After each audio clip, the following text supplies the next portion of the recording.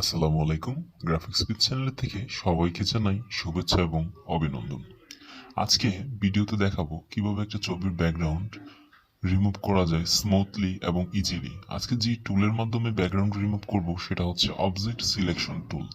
এই টুলের স্পেশালিটি হচ্ছে একটা ক্যানভাসের মধ্যে বিভিন্ন ধরনের ছবি বা ইমেজ আপনি রাখতে পারেন। সেক্ষেত্রে যে সাবজেক্টটা আপনার থাকবে সেটাকে আপনি চাইলে অটোমেটিক্যালি সিলেক্ট করে নিতে পারবেন এই টুলের মাধ্যমে। আমরা যেভাবে নর্মালি পলিগোনাল টুল বা পেন টুল দিয়ে সিলেক্ট করি, এখানে সেটা করতে হবে না। জাস্ট আপনি একটা টুল দিয়ে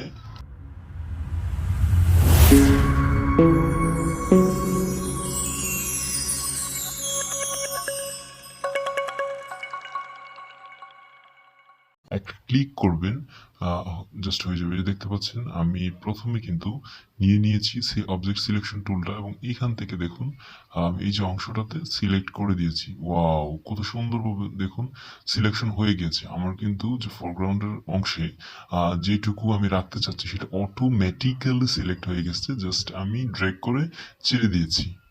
তবে এইভাবে যখন আমরা কোনো কিছু সিলেক্ট করব, এখানে রিমুভ করার জন্য একটা বিষয় হচ্ছে যে আমরা কিন্তু নর্মালি যখন ব্যাকগ্রাউন্ডের অংশটাকে সিলেক্ট করি দেন কন্ট্রোল প্লাস এক্স ক্লিক করলেই ওই অংশটুকু রিমুভ হয়ে যায়। কিন্তু এখানে আমাদেরকে কন্ট্রোল প্লাস জে প্রেস করতে হবে। দেখুন লেয়ার অংশে দুইটা লেয়ার হয়ে গেছে।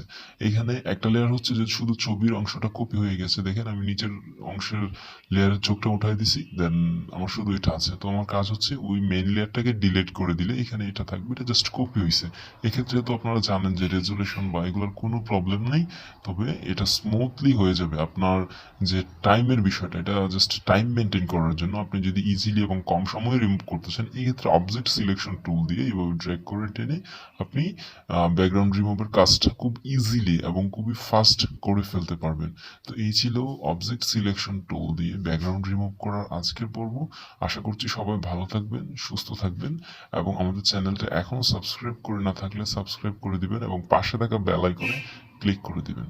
সবাইকে জানাই আসসালামু আলাইকুম।